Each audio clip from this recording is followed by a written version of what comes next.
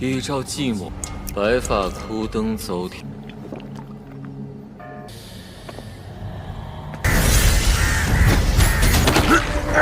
野狗一起掐住两端。坏了！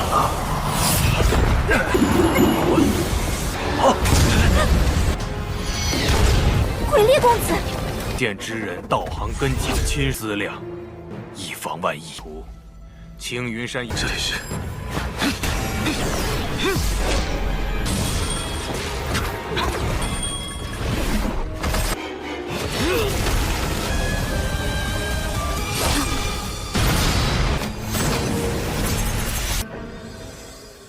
是原来一计行事。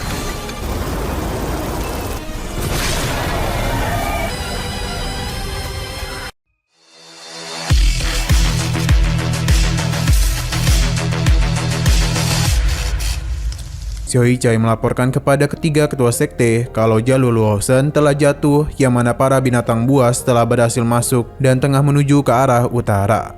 Xiaoyichai juga melaporkan mengenai penampakan aneh pada binatang iblis di dekat Gunung Yandang. Namun tak kenapa semua binatang buas yang lewat dimakan. Kejadian aneh teruslah terjadi di tempat tersebut.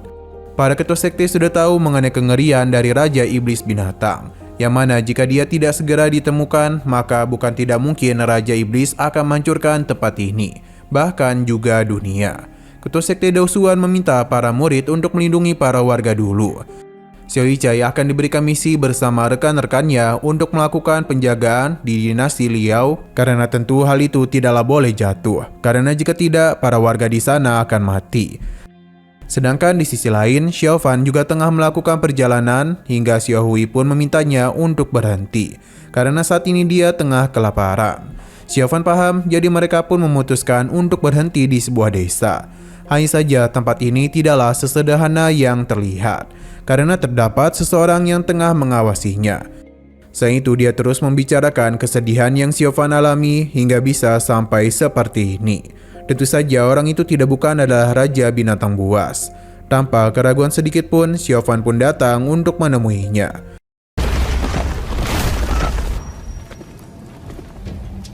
依照寂寞，白发枯灯走铁。 Terlihat kalau saat ini Raja Binatang Buas tengah santuy sambil menikmati makanannya. Xiaohui yang memang kelaparan pun segera mendekatinya. Xiaofan tidak dapat menghentikan Xiaohui. Raja Binatang dengan senang hati menyambut kedatangannya kemari. Ia bahkan mengajak Xiaofan untuk minum bersama. Di sisi lain, Xiaohuan bersama yang lainnya tengah memberikan penghormatan kepada makam ayahnya. Hanya saja mereka merasakan ada yang tidak beres pada tempat itu, yang mana sepertinya sosok tersebut telah mengawasi mereka sejak tadi. Yoichu pun mengajak mereka untuk pergi meninggalkan tempat itu. Namun semua ini sia-sia saja, karena ternyata mereka semua telah dibawa masuk ke dalam teknik jebakan. Seberapa keras pun Yugao mencari jalan keluar, ia tetap berhenti di tempat itu. Sedangkan Yoichu meminta Xiaohuan untuk tidak terkena serangan dari gagak ini.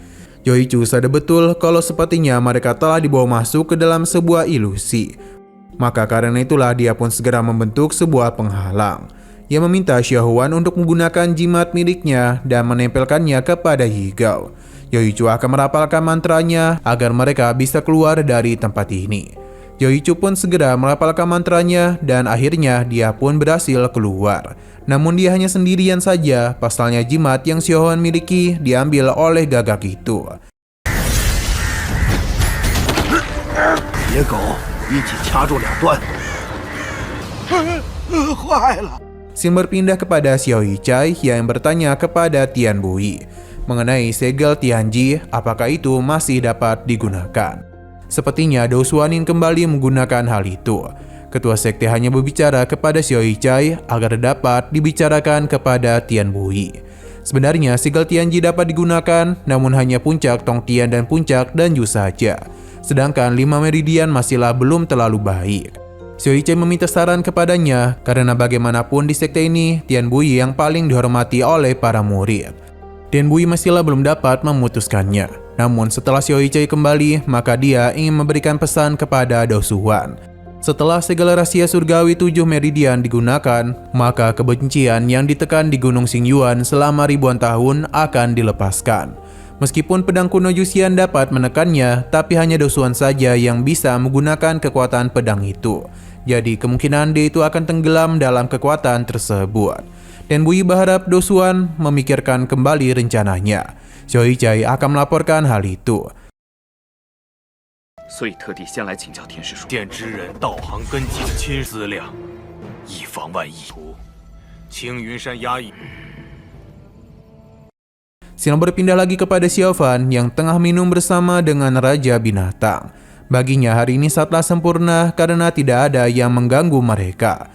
Sebab semua orang di kota sudah melarikan diri. Raja Binatang penasaran mengapa Xiaofan datang kemari.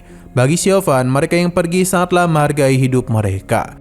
Sedangkan dirinya tidak ada keinginan untuk melarikan diri. Karena Xiaofan sudah tidak ingin hidup.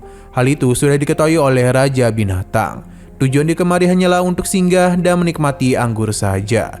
Xiaofan penasaran apakah Raja Binatang percaya kalau dia kemari karena keinginan dari Xiaohui. Tentu saja Raja Binatang percaya. Baginya dunia ini sangatlah sepi dan sangat jarang dirinya bertemu dengan seseorang yang ditakdirkan seperti Xiaofan. Maka karena itulah Raja Binatang ingin terus minum bersamanya. Xiaofan tidaklah menolak dan menemaninya. Raja Binatang memberitahu kalau dia ingin mati, namun masih ada yang harus dia lakukan pada dunia ini. Karena bagaimanapun orang yang dia cintai sudah tidak ada lagi di dunia. Jadi dia itu harus menyelesaikan ini dulu baru bisa bertemu dengannya. Xiaofan mulai teringat dengan teman-temannya. Jadi untuk terus hidup dia ini harus melakukan sesuatu untuk mereka juga. Xiaofan pun pamit karena anggurnya sudah habis. Raja Binatang tidaklah mempermasalahkan hal itu dan berharap mereka bisa kembali bertemu. Namun saat itu tidak tahu apakah mereka bisa minum bersama lagi. 但这世间也应当为他们做些什么。若非去不可的理由， 后会有期。 不知他日再遇。 Kembali lagi kepada Zhou Yichu yang mana dia harus menyelamatkan Xiao Huan dan Yao Ge. Sepertinya Zhou Yichu menyadari sosok yang melakukan hal itu. Jadi dia pun mencoba mengajaknya untuk berbicara. Namun kini dia hanya diperlihatkan kepada sosok bayangan saja, yang seakan-akan orang itu tidak dapat dirinya lihat. Yang mana orang ini merupakan hantu. Ia mengajak Zhou Yichu untuk minum bersamanya. Ternyata sosok ini terkurung jauh di dalam tempat tersembunyi, namun dia menggunakan api hantu demi bisa menyerap energi hantu. Ini merupakan teknik hantu untuk bisa memulihkan kekuatan. Zhou Yichu menyarankan dia untuk tidak melakukan hal itu karena hal ini akan sangatlah buruk. Zhou Yichu juga berharap dia itu bisa melepaskan kedua rekannya. Untung saja hantu ini setuju dan mulai membebaskan Xiao Huan dan Yigao. Mereka baru saja sadarkan diri dan bingung mengenai apa yang telah terjadi. Tidak yang membuat hantu ini marah, Zhou Yichu pun berterima kasih kepadanya dan akan membawa mereka pergi dari tempat ini. Yigao masihlah belum tahu apa yang terjadi dan ternyata sosok hantu ini tidak niatan untuk membiarkan mereka pergi. Jauh di luar sana, Xiaofan baru saja tiba. Ia dapat merasakan energi yin berkumpul dan sepertinya ada seseorang yang sengaja melakukan hal itu. 多谢阁下。 且经久不散。 Kembali ke sisi dalam di mana Zhou Yichu bersama yang lainnya telah membuat hantu ini marah karena mereka telah melanggar peraturannya. Jadi dia itu akan membiarkan mereka menghadapi mayat hidup yang dia kendalikan. Pertarungan langsung saja terjadi, namun itu tidaklah mudah bagi mereka untuk menumbangkan para mayat hidup. Sebab mereka adalah boneka yang diciptakan oleh hantu di sana. Zhou Yichu meminta mereka untuk berhati-hati, pasalnya lawan mereka ini sangatlah kuat. Ia pun menggunakan jimatnya agar bisa menghentikan para boneka itu. Tindakannya berhasil yang mana mereka berhenti bergerak. Hantu ini memujinya karena dia merupakan lawan yang hebat. Tapi bukan berarti mereka bisa pergi dengan begitu mudah. Hantu ini pun mulai menciptakan sosok kuat. Energi yin semakin Xiaofan rasakan. Karena bagaimanapun hantu di sana mulai memfokuskan kekuatannya demi bisa mengalahkan mereka. Berbagai serangan telah dia lakukan agar bisa menumbangkan Zhou Yichu dan yang lainnya. Bahkan pertahanan yang Zhou Yichu bentuk dengan mudah sosok itu hancurkan. Kini dia pun telah menerima luka yang cukup dalam. Masalah belumlah selesai karena peti hantu akan kembali menyerang mereka. Di tengah kondisi yang begitu berbahaya, Xiaofan pun datang untuk memberikan perlindungan kepada mereka.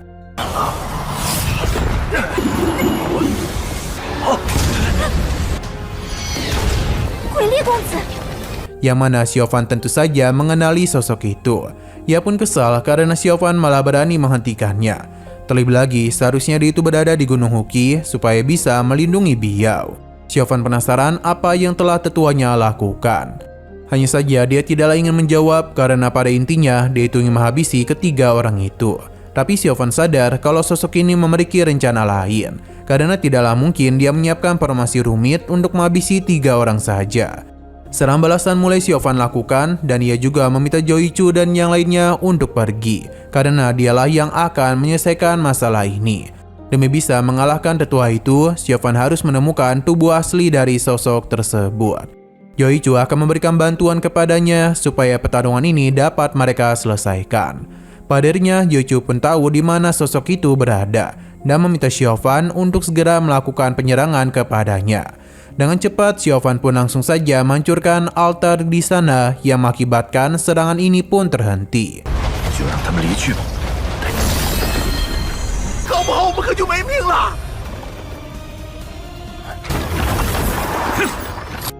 Yoichu dan yang lainnya pun segera pergi dan meminta untuk tidak mengkhawatirkan Xiaofan, karena dia memiliki kekuatan yang jauh berada di atas mereka.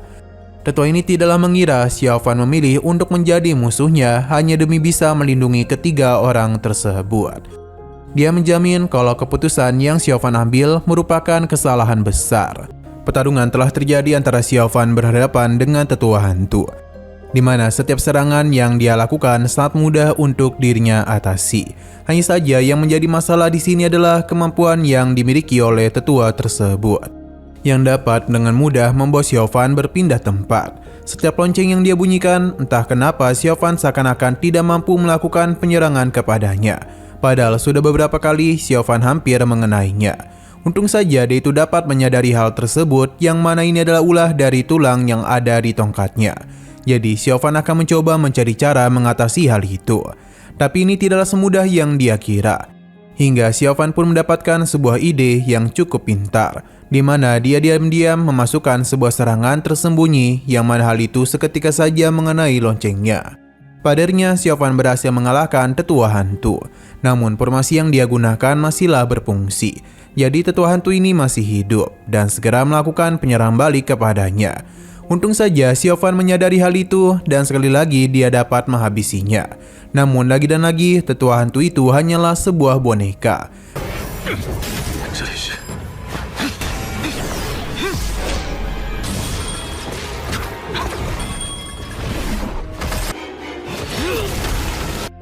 Tetua hantu memuji kekuatan Xiaofan, jadi tidaklah heran mengapa dia bisa menjadi wakil pemimpin sekte Raja Hantu. Ia penasaran akan seberapa banyak Xiaofan menghabisi bonekanya. Namun yang pasti, Xiaofan hanya memiliki satu tubuh. Jadi jika dirinya lengah, maka Xiaofan akan mati di tangannya. Namun untuk bisa mengalahkan Xiaofan tidaklah semudah yang dia kira. Seberapa keras pun tetua hantu mencoba untuk menghabisinya, semua itu tidak ada gunanya. Kini dirinya yang harus memikirkan rencana lain, pasalnya para bonekanya sudah dihabisi oleh Xiaofan. Tetua hantu mulai mengeluarkan sesuatu supaya dapat menyerangnya, di mana dia itu tengah menyerap kekuatan dari hantu-hantu di sini. Xiaofan mencoba menghentikan hal itu, tapi malah dirinya yang harus masuk ke dalam jebakan, yang mengakibatkan dirinya tertekan oleh formasi sihir. Untung saja ia masihlah dapat memberikan perlawanan dan kembali melakukan penyerangan kepadanya. Akan tetapi muncullah sosok yang bersembunyi di senjata sihirnya. Serangan yang begitu kuat pun telah diarahkan kepada Xiaofan. Hal ini tentu sangatlah sulit untuk dirinya tahan. Ditambah tetua hantu mencoba untuk memanfaatkan kesempatan itu. Xiaofan menahannya dengan teknik lonceng emas, tapi dia itu menggunakan boneka lain agar bisa menyerang Xiaofan. Padarnya, serangan itu pun telah berhasil mengenai tubuhnya dan mengakibatkan Xiaofan harus terluka cukup parah. Ditambah berbagai serangan langsung saja dilancarkan untuk dapat menghabisinya. Sayang sekali itu bukanlah tubuh Xiaofan yang asli. Pasalnya dia telah menggunakan teknik darah untuk bisa membentuk klonnya sendiri. Hal ini tidaklah bisa dirasakan oleh tetua hantu. Tetua Hantu memintanya untuk mengakhiri pertarungan ini.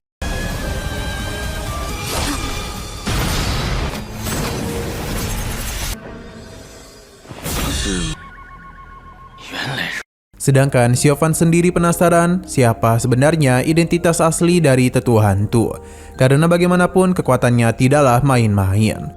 Tujuan dari Tetua Hantu di sini hanya ingin melihat keseruan pada Gunung Xinyuan. Di sisi lain, Jin Susu bersama para murid elit lainnya telah sampai di sebuah tempat, di mana di sana ada serangga yang menyerap sebuah kekuatan, yang kemungkinan besar lawan mereka adalah binatang iblis. Xiao Yichai meminta untuk membentuk sebuah pertahanan karena mereka harus mengganggu serangga ini. Selain itu, mereka juga harus mengatasi para serangga lainnya, supaya dapat dengan mudah mengatasi induk serangga. Rencana Xiao Yichai dan yang lainnya pun berjalan dengan lancar. Jadi di saat perhatian serangga itu teralihkan, Lu Shuqi pun menyerangnya dari belakang. Namun kekuatan dari serangga ini terlalu kuat dan bahkan mampu memblokir serangannya. Kini para serangga pun melakukan serang balik. Fasa menyarankan untuk tidak terlalu fokus kepada para larva. Lebih baik mereka menyerang Raja Iblis di sana saja. Karena dengan gitulah para larva itu tidak akan dapat menyerang mereka. Lu Shuqi sendiri menjadi incaran utama dari para larva. Karena bagaimanapun hanya dia yang di luar pelindung.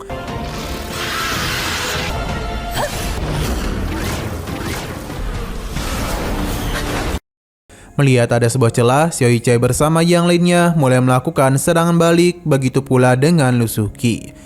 Tapi di saat serang mereka hendak mengenai serangga tersebut, ia tiba-tiba saja melakukan serangan balik. Bahkan serangan yang dia lakukan itu sangatlah cepat dan cukup membuat semua orang terpental. Untung saja rekan-rekan mereka memberikan bantuan. Dengan teknik yang Shuqi miliki, iblis ini pun berhasil mereka tahan. Berbagai serangan pun langsung saja mereka siapkan untuk bisa menghabisi serangga iblis itu, karena inilah satu-satunya kesempatan mereka menghabisinya. Namun serangga ini membelah dirinya supaya bisa melarikan diri. Kembali kepada Xiaofan, di mana ia masihlah penasaran dengan tujuan sebenarnya Tetua Hantu, dan apakah menurutnya jalan kebenaran memiliki peluang untuk menang dalam pertarungan ini. Baginya itu bisa saja terjadi, ya meskipun hanya 30% peluang mereka. Karena menghadapi para binatang iblis bukanlah perkara yang mudah. Mereka memang kalah pada jalur lulusan, tapi jalan kebenaran pasti belajar mengenai pertarungan sebelumnya. Tapi masih ada 9 Raja Iblis yang perlu mereka hadapi. Satu-satunya peluang mereka untuk menang adalah teknik pedang Juxian. Bagi Xiaofan, itu masihlah belum cukup. Ia bahkan takut formasi ini tidak akan bisa menekan gelombang binatang buas yang jumlahnya jauh lebih banyak. Tapi tidaklah banyak binatang buas yang memiliki kepintaran. Jika para pemimpin binatang buas dikalahkan, maka formasi mereka pasti akan berantakan. Itulah satu-satunya kesempatan untuk mereka unggul. Bagi Xiaofan, mengalahkan Raja Iblis bukanlah perkara mudah. Bahkan bagi formasi pedang Juxian sekalipun. Tetua Hantu yakin betul kalau Xiaofan masihlah belum tahu kalau Sekte Xinyun memiliki hal yang lebih kuat lagi. 正道又何来3成胜算？再难成其地利便可拖延，剑阵恐怕也不是对手。正道又何来3成胜算？实力如今以逸待劳。 Kembali kepada Shuqi bersama para murid lainnya. Mereka telah gagal melakukan penyerangan kepada serangga sebelumnya. Mereka pun mulai berpikir untuk menggunakan sebuah larangan juga.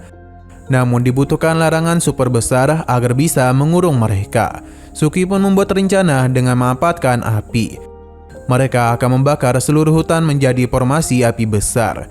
Kekuatan dari lembah Fengxian sangatlah diandalkan di sini. Pada akhirnya kita pun diperlihatkan dengan para serangga yang mulai dibawa masuk ke dalam jebakan. Shuqi lah yang akan menjadi umpannya. Ketika para serangga sudah masuk ke dalam hutan, para murid lembah langsung saja menyiapkan formasi api besar. Selama formasi itu diciptakan, mereka tidaklah boleh membiarkan para serangga keluar. Jadi sebuah formasi lainnya pun diciptakan untuk melakukan pengurungan. Perlahan namun pasti ada begitu banyak serangga yang telah berhasil dilenyapkan. Kini mereka hanya perlu menunggu waktu saja agar induknya lemah. Di saat waktu yang tepat, kini adalah giliran Fasa untuk melakukan penyerangan di dalam formasi tersebut. Tidak hanya ini saja, namun Lu Shuqi juga memberikan serangan agar bisa menghabisi induk serangga. Dalam pertarungan yang singkat itu, Shuqi pun telah berhasil menumbangkan serangga ini. Namun entah mengapa terdapat batu-batu yang muncul diikuti juga oleh energi spiritual. Sepertinya serangga iblis itu masihlah belum mati.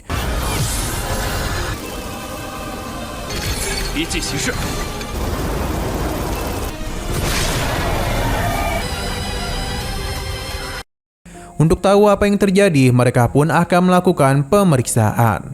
Jeng Susu merasa ini tidaklah begitu asing. Jadi dia pun mencoba mengingat mengenai apa yang terjadi. Hingga pada akhirnya Jeng Susu menyadari kalau ini adalah sebuah bahaya besar. Benar saja, 4 benda tadi ternyata bukanlah sebuah batu, melainkan sebuah telur. Yang mana keempat serangga pun keluar dan langsung saja melakukan penyerangan balik kepada mereka. Mendapatkan serangan mendadak ini mengakibatkan Suki bersama yang lainnya harus terluka cukup parah. Bahkan di sini kondisi mereka benar-benar sangatlah buruk, sebab akan berhadapan dengan 4 raja iblis sekaligus. Mereka juga memiliki kemampuan 4 elemen dasar. Tidak hanya itu saja, mereka juga terjalin dari hati ke hati. Maka sudah jelas kalau kerjasama yang mereka miliki akan sangat menyulitkan. Xiaohichai menyarankan mereka untuk membagi kelompok supaya bisa menghadapi para serangga. Hanya saja para serangga ini tidaklah membiarkan hal itu. Sebuah serangan mulai mereka ciptakan. Diringin kalah, Jeng Susu bersama yang lainnya telah membentuk sebuah formasi untuk bisa menahan serangan tersebut. Sedangkan serangan para serangga itu telah terarah kepada mereka, yang mana saat itu juga semua orang telah berusaha untuk membentuk pertahanan. Berhubung serangan ini masihlah dapat mereka tahan, jadi Suki mulai bertindak untuk melakukan penyerangan kepada salah satu serangga yang mengendalikan elemen api. Sedangkan rekan-rekan lainnya juga mulai bertindak untuk dapat melakukan penyerangan kepada para serangga lainnya. Mereka semua saling bekerjasama satu sama lain dengan memisahkan keempat serangga itu. Maka dengan begitulah peluang mereka untuk dapat menang bisa lebih tinggi. Berkat kerjasama yang begitu apik di antara mereka, pada akhirnya keempat serangga ini pun telah berhasil dikalahkan. Pada akhirnya pertarungan ini pun telah berhasil mereka menangkan.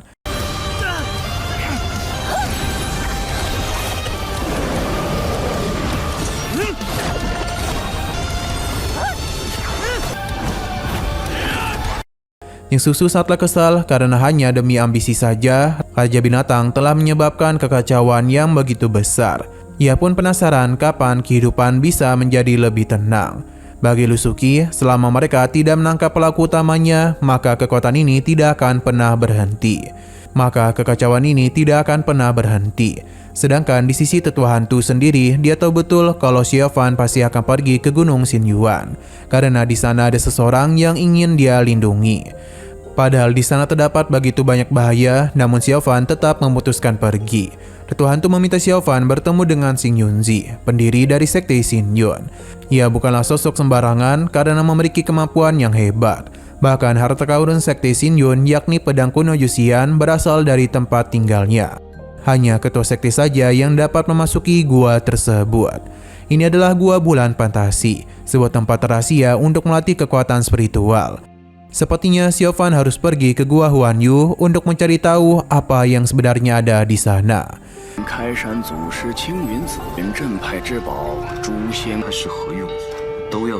Nah, sayang sekali lagi seru-serunya, episodenya pun harus bersambung dulu. Oke, sekian dulu pada video kali ini. Untuk video selanjutnya akan segera hadir. Jadi bagi kalian yang mengikuti series ini, langsung saja klik subscribe dan aktifkan loncengnya. Terima kasih yang sudah menonton video sampai habis. Jika kalian suka pada video ini, klik like dan share ke teman-teman kalian tentang channel ini. Dan ditunggu aja kelanjutannya. Oke, sampai jumpa di video selanjutnya.